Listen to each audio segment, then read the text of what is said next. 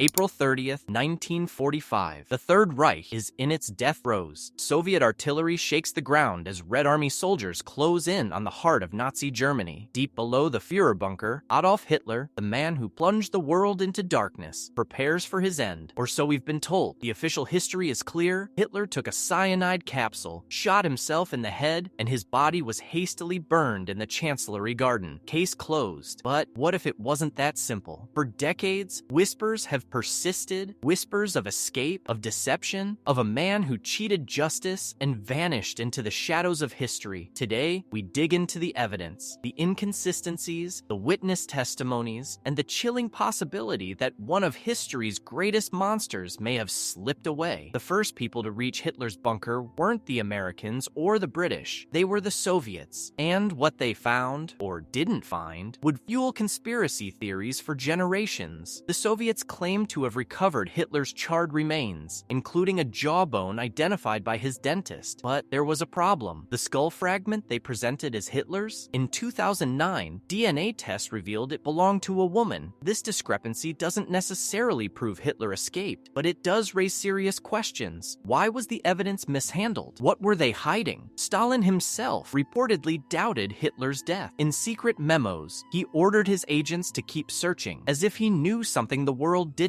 And then there are the submarines. In the final days of the war, multiple U-boats left Europe under mysterious circumstances. One in particular, U-530, surrendered in Argentina months after Germany's surrender, its crew refusing to explain their long delay. Some believe high-ranking Nazis, possibly even Hitler, used these submarines to flee to South America, a continent where countless war criminals found refuge. Declassified FBI files reveal that as early as 1945, agents were chasing leads of Hitler hiding in the Andes. Witnesses claimed to have seen him, but was it paranoia or something more? The Soviets initially buried Hitler's remains in a secret location. Then they moved them. Then they burned them and scattered the ashes. By 1970, there was nothing left to examine. Convenient, isn't it? No body, no definitive proof, just a story we've been told, one that begins to unravel the deeper we look. But this is only the beginning. Next, we'll dive into the witnesses who claimed Hitler survived, the pilots, the spies, and the ordinary people who swore they saw the unthinkable. The truth is waiting. May 1945. The world rejoiced. The war was over. Hitler was dead. But behind the celebrations, intelligence agencies were already asking a dangerous question. Did we ever really see the body? While the Soviets controlled the narrative in Berlin, the FBI was chasing leads across the globe. Their files reveal a startling truth. Some of their most trusted sources believed Hitler was still alive. In 1955, a former Nazi pilot named Peter Baumgart came forward with a bombshell claim. He had flown Hitler out of Berlin in the final hours of the war. Baumgart swore under oath that on April 28, 1945, 2 days before Hitler's alleged suicide, he personally transported the Führer to Denmark, then to Spain. His testimony was detailed, his flight logs matched, but was it true? Baumgart's story was dismissed as a hoax, but his knowledge of Nazi escape routes was uncanny. If Hitler did flee, this was exactly how he would have done it. In the years after the war, Allied intelligence received dozens of reports from spies, diplomats, and even civilians claiming to have seen Hitler in Argentina, Paraguay, and even Antarctica. One declassified CIA memo describes a highly reliable source who met a former SS officer in Colombia in 1954. The officer allegedly confessed, "Hitler is alive. I spoke with him 2 months ago." Another report describes a German expat in Argentina who bragged about dining with Hitler in 1956. When questioned, the man vanished without a trace. The strongest evidence for Hitler's death was his dental remains, identified by his dentist, Hugo Blaschke. But Blaschke's own testimony was problematic. Under Allied questioning, Blaschke admitted he hadn't seen Hitler's body. He only identified the jawbone based on memory, and his records had been destroyed in an air raid. Without original dental records, the identification was circumstantial at best. And in forensics, circumstantial leaves room for doubt, a lot of it. Then there's the unsettling fact that Hitler was known to use doubles, men who looked just like him, dressed like him, even mimicked his mannerisms. As an officer, the Führer had at least 3 doppelgangers. In the final days, no one knew who was really giving the orders. rumors. So if the body in the bunker wasn't Hitler, who was it? The deeper we dig, the more the official story crumbles. But if Hitler didn't die in that bunker, where did he go? Next, we follow the trail to South America, where Nazi hunters, buried documents, and a chilling photograph suggest the unthinkable might just be true. In the rugged mountains of Argentina, a secret world once thrived, a world where former SS officers lived under false names, where Nazi gold funded hidden estates, and where, some say, the most wanted man in history found his last refuge. This photograph, taken in 1954 near the Argentine-Chilean border, was labeled by local intelligence as subject possibly Hitler. The man's posture, his haircut, even the way he held his left arm, all eerily familiar. After the war, thousands of Nazis fled to South America, protected by sympathetic regimes. Adolf Eichmann, Josef Mengele, they all found sanctuary here. Why not Hitler? Declassified documents prove that Argentina's government actively aided Nazi escapees. Perrón's administration issued blank passports, and rumors swirled of a secret deal to protect high-ranking fugitives. But was Hitler among them? In the 1950s, multiple witnesses in Córdoba, Argentina, reported seeing an elderly German man with a distinctive mustache living on a heavily guarded estate. Locals called him the Old Captain. A Dutch journalist tracked down these accounts in the 1960s. The descriptions matched Hitler's age, appearance, and even his habits. Vegetarian, prone to outbursts, obsessed with maps. But every time investigators got close, the trail went cold. Estates were abandoned. Witnesses disappeared. Even J. Edgar Hoover's FBI took the rumors seriously. In 1945, they received a tip from a highly credible informant. Hitler had arrived in Argentina by submarine. Agents were dispatched, but they found nothing conclusive. Files released decades later reveal the FBI's frustration. Leads were chased, suspects were watched, but without physical proof, the case remained open and unresolved. If Hitler did escape, how did his story end? Some say he lived into the 1960s, dying quietly under an assumed name. Others claim he was assassinated by former Nazis who feared his capture would expose their networks. One thing is certain: South America holds secrets that may never be uncovered. Burned documents, lost graves, and perhaps the truth about history's most infamous disappearance. The evidence is circumstantial. The witnesses are gone, but the questions remain. In our final chapter, we'll examine the most compelling theories and ask the haunting question: could Hitler really have gotten away with it? After decades of investigations, declassified files, and forensic breakthroughs, one question lingers above all others. Was it even possible for Hitler to escape Berlin in 1945? The bunker was surrounded. The Soviets were closing in. But history shows us people escape, even from the heart of the Reich. Small aircraft were still flying out of Berlin until the last days. High-ranking Nazis used them to flee. Could Hitler have been on one? If he did, the next step would have been a U-boat like U-530, which arrived in Argentina months later with no clear explanation for its delayed surrender. Many of Hitler's inner circle were captured, yet none ever confirmed his death convincingly. Some, like Bormann, were rumored to have escaped with him. Even under interrogation, their stories were inconsistent. Was it loyalty or something else? If Hitler did escape, the key to his success would have been the ultimate deception: a body double left behind to die in his place. The body recovered by the Soviets was badly burned, making identification nearly impossible. Dental records were unreliable. The skull was mismatched. The perfect cover for a man who knew how to manipulate truth. In the end, we may never know for certain. The lack of a body, the destroyed evidence, the decades of silence, it all adds up to a mystery that refuses to die. But perhaps that's the point. The uncertainty itself is the legacy. A ghost story for the modern age. A warning that sometimes the darkest figures in history don't just fade away, they vanish. What do you think? Did Hitler die in that bunker? Or did he cheat justice? The evidence is out there. The choice is yours. But remember, history is written by the victors, and sometimes the truth is far stranger than the story. Thank you.